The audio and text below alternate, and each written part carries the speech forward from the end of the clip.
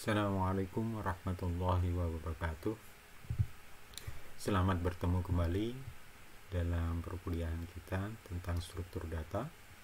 Kali ini kita akan membahas tentang graf, materi graf. Apa itu graf? Graf didefinisikan sebagai pasangan himpunan titik atau simpul, atau disebut juga dengan istilah vertex. Himpunannya dilambangkan dengan huruf V besar, dan himpunan garis atau H, himpunannya dilambangkan dengan huruf E besar. Nah, pasangan himpunan titik atau himpunan vertex dan himpunan garis atau H kemudian dinyatakan dalam bentuk persamaan seperti ini. G, graf itu sama dengan pasangan himpunan vertex dan himpunan H. Jadi dilambangkan dengan G besar sama dengan pasangan antara himpunan vertex atau V besar dan himpunan H, E besar. Di mana himpunan vertex itu tidak boleh kosong, karena kalau kosong berarti himpunannya kosong. Dan garis itu menghubungkan dua buah vertex. Sebuah himpunan vertex itu anggotanya terdiri dari V1 atau vertex 1, V2 atau vertex 2, V3 atau vertex 3, dan seterusnya sampai dengan vertex yang ke N. Tergantung jumlah vertexnya.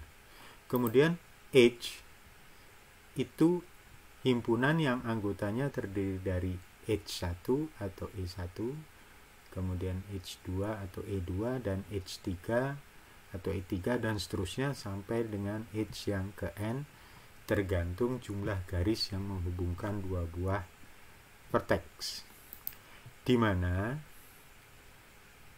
vertex itu merupakan elemen anggota dari himpunan vertex. Tadi sudah disebutkan bahwa V kecil ini adalah vertex, node, titik, atau dalam bahasa Inggrisnya adalah vertex. Sedangkan E kecil, H, itu merupakan elemen himpunan dari himpunan H.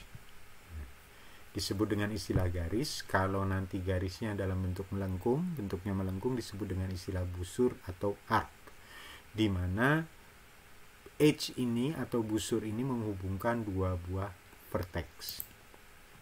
Ini adalah contoh sebuah graf, sebuah graf di mana anggotanya terdiri dari vertex 1, vertex 2, vertex 3 sampai dengan vertex 6, V6. Jadi himpunan vertexnya terdiri dari V1 sampai dengan V6. Sedangkan himpunan H, garis yang menghubungkan dua buah vertex masing-masing ini, E-nya sampai dengan E10. Nah, bentuk H yang melengkung seperti ini disebut dengan istilah busur. Jadi di sini himpunan H-nya terdiri dari E1 sampai dengan E10. Inilah yang disebut dengan istilah graf. Jadi merupakan pasangan himpunan vertex dan himpunan H. Di dalam graf ada beberapa istilah. Yang pertama ada yang disebut dengan istilah walk. Walk itu merupakan perjalanan dari satu titik ke titik lainnya melintasi titik dan garis. Sekali lagi, perjalanan dari satu vertex ke vertex lainnya melintasi vertex dan H. Sama saja pengertiannya seperti itu. Nah, di sini vertex atau titik itu dan garisnya atau H-nya dapat dilalui lebih dari satu kali. Contohnya seperti ini. Kita melakukan perjalanan dari V1 nanti sampai dengan V4 ini, di mana melalui E1 untuk menuju V2, dari V2 menuju ke V5 melalui E7, dari V5 kembali lagi ke V2 melalui E8, dan seterusnya. Sekarang kita perhatikan bagaimana walk ini. Kita mulai perjalanannya dari V1 menuju V2 melalui E1, ke V5 melalui E7, kembali ke V2 melalui E8, kembali lagi ke V5 melalui E7, dan berhenti di V4. Nah, kita perhatikan tadi, di mana vertex dan edge-nya boleh dilalui lebih dari satu kali. Itu adalah walk. Yang kedua adalah istilah loop. Ya. Perjalanan dari satu titik ke titik yang sama melalui garis yang menghubungkan titik itu sendiri. Itulah disebut dengan loop. Nah, karena dia bentuknya melingkar, ya, dari titik ini kembali ke titik ini, contohnya adalah V4 kembali ke V4 melalui E5. Karena bentuknya yang melingkar seperti ini, maka disebut dengan istilah loop. Ya, ini contoh pertama, dari V4 kembali ke V4 melalui E5. Contoh yang kedua, dari V3 kembali lagi ke V3 melalui E3. Ini adalah loop. Jadi bentuknya, lintasannya ini melingkar seperti ini. Yang ketiga adalah istilah trail. Kita sering mendengar istilah motor trail. Ya. Trail itu artinya adalah jejak. Ya. Secara harfiah diartikan sebagai jejak. Jadi motor trail itu adalah motor yang jika berjalan di suatu tempat yang basah berlumpur, dia akan meninggalkan jejak. Nah, di sini trail artinya adalah perjalanan dari satu titik ke titik lainnya melintasi titik dan garis, tetapi garisnya hanya boleh dilalui satu kali, sedangkan titik dapat dilalui berulang kali. Jadi trail adalah perjalanan dari satu vertex ke vertex lainnya, melintasi vertex dan edge, tetapi edge-nya hanya boleh dilalui satu kali. Jadi yang boleh dilalui satu kali itu hanya edge-nya, ya. Tetapi vertex-nya boleh dilalui berulang kali. Contohnya begini. Kita perhatikan perjalanan dari V1 menuju V2 melalui E1, kemudian dari V2 menuju E7, menuju V5 melalui E7, ya. Kemudian dari V5 ke V2 lagi, ya, melalui E8, dan nanti dari V2 menuju V3 melalui E2, dan dia akan melakukan loop di sini kembali ke V3. Kita perhatikan di sini, semua edge yang dilalui itu hanya satu kali. Sedangkan vertexnya boleh dilalui dua kali. Contohnya di sini V2 itu dilalui dua kali. Kita perhatikan bentuk trail perjalanannya seperti apa. Kita mulai dari V1, perhatikan yang boleh dilalui dua kali itu hanya vertexnya. Edge-nya hanya satu kali. Ya, itu adalah trail. Nah, yang keempat ini lebih strength lagi. Semuanya hanya boleh dilalui satu kali. Jadi path istilahnya atau lintasan, ini perjalanan dari satu vertex ke vertex lainnya atau dari satu titik ke titik lainnya melintasi vertex dan edge, tetapi vertex dan edge-nya hanya boleh dilalui satu kali, kecuali titik awal dan titik akhir. Jadi baik titik dan garis, baik vertex dan edge-nya hanya boleh dilalui satu kali, kecuali vertex awal dan vertex akhirnya. Contohnya ini. Perjalanan dari V5 ke V4 melalui E6, ya.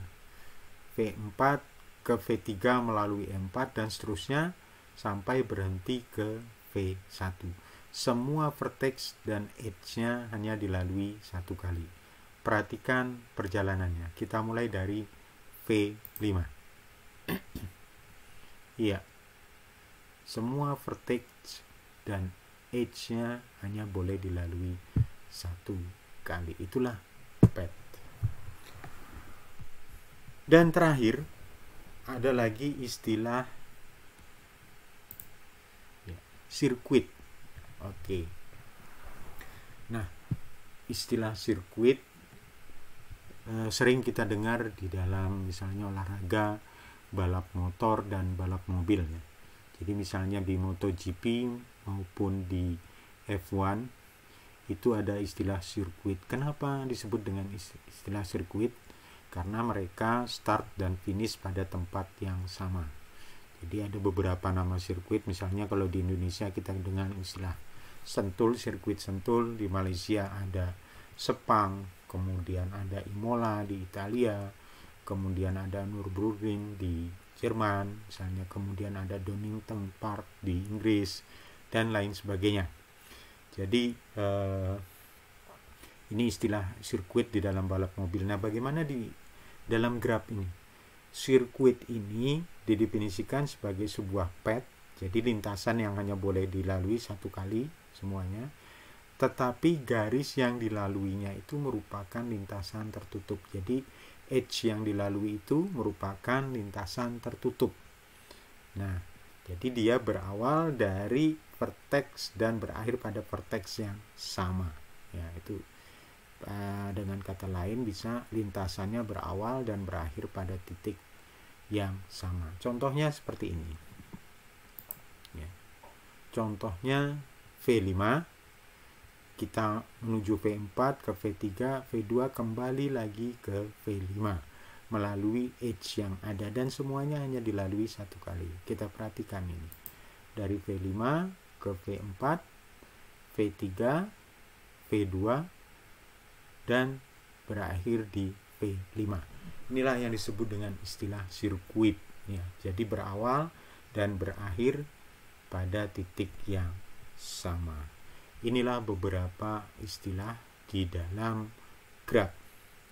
Nah, grab sendiri itu memiliki jenis-jenisnya. Ada beberapa jenis grab.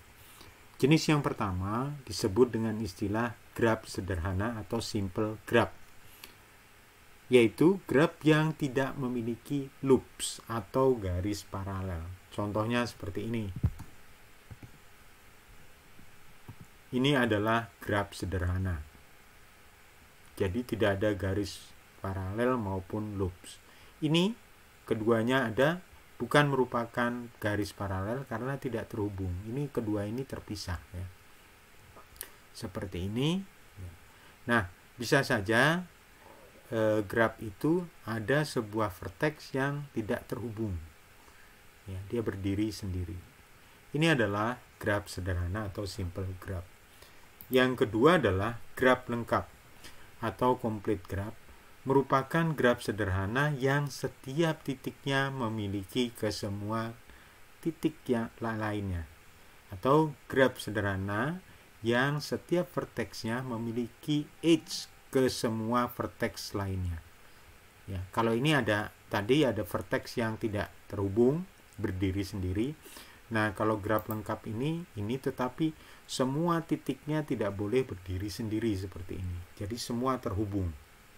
Ini adalah grab lengkap atau complete grab namanya. Yang ketiga adalah lawan dari grab sederhana adalah grab tidak sederhana, unsimple grab. Ya. Grab yang memiliki loops atau garis paralel atau kedua-duanya. Ya. Jadi grab yang memiliki loops, lintasan yang melingkar tadi, ya, atau garis paralel atau edge yang paralel atau kedua-duanya. Kita perhatikan. Nah, ini ada loops, kemudian ada garis paralel seperti ini. E4 dan E7 itu bisa dianggap paralel, E2 dan E6 bisa dianggap sebagai paralel dan loop. Jadi ini yang disebut dengan grab tidak sederhana. Ini juga grab tidak sederhana. Yang keempat jenisnya ada yang disebut dengan istilah grab berarah atau secara lengkap dikatakan sebagai directed grab. Directed grab kalau disingkat menjadi D-grab ya. Jadi grab berarah yaitu grab yang garis-garisnya memiliki arah. Contohnya seperti ini ya, di mana lintasan dari V1 menuju V2 ini edge-nya sudah memiliki arah arahnya ke sana. Dari V2 ke V4, dari V1 ke V4 melalui E6, ya, ini juga sudah memiliki arah busurnya. Nah, sehingga petnya atau lintasannya itu harus mengikuti arah garisnya. Misalnya di sini kita dari V1 menuju V3, maka harus melewati edge yang sesuai dengan arahnya. Kita perhatikan perjalanannya dari V1 ke V4 ke V2 itu sesuai arahnya, ke V3 sesuai arahnya, ya. Jadi lintasannya atau petnya itu harus sesuai dengan arah garisnya. Kemudian yang kelima, ya, yang kelima disebut dengan graf terhubung atau connected graph, ya. Graf dengan sifat setiap dua vertex terdapat garis atau busur yang menghubungkannya. Ya. Jadi graf dengan sifat setiap dua titik atau dua vertex terdapat garis edge atau arc yang menghubungkan keduanya.